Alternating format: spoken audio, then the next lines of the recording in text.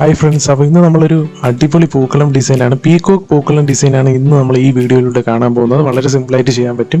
ആദ്യം നമ്മൾ സർക്കിൾ വരച്ചു, അതിനുള്ളിലായിട്ട് മറ്റൊരു സർക്കിൾ വരച്ചു.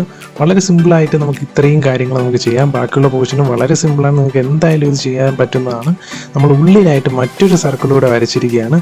അങ്ങനെ നമ്മൾ പൂക്കളത്തിൻ്റെ 3 സർക്കിളാണ് ഇവിടെ കംപ്ലീറ്റ് ചെയ്തത്. ഇനി ഉള്ളിലായിട്ട് ആ സർക്കിളൂടെ ഒരു സർക്കിളൂടെ നമ്മൾ അതിനെ കൺവേർട്ട് ചെയ്ത് വരച്ചിട്ടുണ്ട്.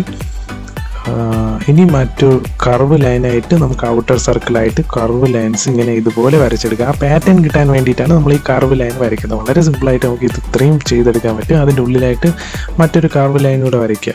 ഇനി ഈ പാറ്റേൺ എല്ലാം കൂടെ കണക്ട് ചെയ്ത് നമ്മൾ ഇതുപോലെ ഫിഗറിൽ തന്നിരിക്കും പോലത്തെ ഒരു പാറ്റേൺ വളരെ സിമ്പിളായിട്ട് നമുക്ക് വരച്ചെടുക്കാൻ പറ്റുന്നതാണ്. അതും നിങ്ങൾ ചെയ്യുക. പിന്നെ ഉള്ളിലായിട്ട് കുറച്ച് കർവ് ലൈൻ വരയ്ക്കുക. ഈ കർവ് ലൈൻ ഉപയോഗിച്ച് നമുക്ക് പാറ്റേൺ ഒന്ന് അഡ്ജസ്റ്റ് ചെയ്ത് എങ്ങനെ നമുക്ക് അത് ഒരു പൂവിൻ്റെ ഇതളിൻ്റെ ഷേപ്പ് പോലെ ആക്കിയെടുക്കാൻ പറ്റും. വളരെ സിമ്പിളായിട്ട് നമുക്ക് പൂവിൻ്റെ ഇതളിൻ്റെ ഷേപ്പ് പോലെ ആക്കിയെടുക്കാനും പറ്റും.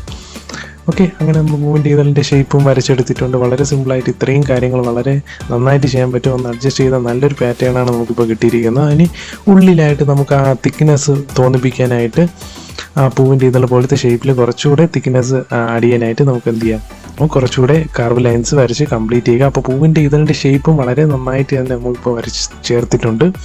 നമ്മൾ അത് കണക്ട് ചെയ്തിട്ട് നമ്മൾ കുറച്ച് കർവ് ലൈനൂടെ വരയ്ക്കുന്നു. അത് കുറച്ച് പാറ്റേൺ ലഭിക്കാൻ വേണ്ടിയിട്ടാണ് അത് കണക്ട് ചെയ്തിട്ടുള്ള കർവ് ലൈൻ വരയ്ക്കുന്നത്. അപ്പോൾ ഇത്രയും കർവ് ലൈൻസ് വരയ്ക്കുക. അതിൻ്റെ മുകളിലായിട്ട് വീണ്ടും കുറച്ചുകൂടി കർവ് ലൈൻസ് നമ്മൾ വരച്ച് ചേർക്കും തോറും നമുക്ക് ആ ഒരു പാറ്റേൺ കംപ്ലീറ്റ് ആവുകയാണ് ചെയ്യുന്നത്. ആ ഒരു പാറ്റേൺ കംപ്ലീറ്റ് ആയി കഴിഞ്ഞാൽ വളരെ നല്ല ഭംഗിയായിരിക്കും ഈ പൂക്കളം കാണാനായിട്ട്. പൂക്കളം ഇടുമ്പോൾ നല്ല ഭംഗി കൂടാൻ വേണ്ടിയിട്ടാണ് ഞാൻ കുറച്ചുകൂടെ പാറ്റേൺ വരച്ച് ചേർത്തത്. ഓക്കെ, ഇനി ഞാൻ കുറച്ച് ഭാഗം മായ്ച്ചിട്ടുണ്ട്. അവിടെ മായ്ക്കാൻ കാരണം വേറൊന്നുമില്ല, നമുക്കവിടെ പീകോക്കിൻ്റെ ഷേപ്പ് വരയ്ക്കാൻ വേണ്ടിയിട്ടാണ് ഞാൻ അവിടെ മായ്ച്ചിട്ടുള്ളത്. ഇനി നമ്മൾ പീകോക്കിൻ്റെ ബോഡി വരയ്ക്കുന്നു. പീകോക്കിൻ്റെ ബോഡി വരയ്ക്കാനായിട്ട് നമ്മൾ എന്ത് ചെയ്തു, കുറച്ച് കർവ് ലൈൻ വരച്ചിട്ടുണ്ട്. ഇനി മുകളിലോട്ടായിട്ട് പീകോക്കിൻ്റെ ബീക്ക് പോർഷൻ ഉണ്ട്, അതുപോലെ ഹെഡ് പോർഷൻ താഴോട്ട് അത് കണക്ട് ചെയ്ത് കുറച്ച് പോർഷൻസ് കൂടെ വരയ്ക്കാനുണ്ട്. അപ്പോൾ ഇത്രയും സിമ്പിളായിട്ട് നമുക്ക് പീകോക്കിൻ്റെ ബോഡി കൂടി വരച്ച് ചേർക്കാനായിട്ട് പറ്റും. പീകോക്കിൻ്റെ ബാക്കിയുള്ള ബോഡി പാർട്സ് കൂടെ നമുക്ക് കണക്ട് ചെയ്ത് ഇതുപോലെ കർവ് ലൈൻസ് ആയിട്ട് വരച്ചു കഴിഞ്ഞാൽ ഈ പാറ്റേൺ ഫുള്ളി കംപ്ലീറ്റ് ആയി കഴിഞ്ഞു. അപ്പോൾ ബീക്ക് പോർഷനും എല്ലാം നമുക്ക് കിട്ടിയിട്ടുണ്ട്. വളരെ പെർഫെക്റ്റ് ആയിട്ട് വരയ്ക്കുക. ഇനി മുകളിലത്തെ ആ ഹെഡ് പോർഷന് മുകളിലുള്ള ആ പാറ്റേൺ കൂടെ വരച്ച് കംപ്ലീറ്റ് ചെയ്യുക. ഇത് ഇത്രയും നമുക്ക് പൂക്കളം ഇടുമ്പോഴത്തേക്ക് നമുക്ക് എന്തായാലും യൂസ്ഫുൾ ആയിരിക്കും. ആ ഐ പോർഷൻ കൂടെ വരയ്ക്കുക.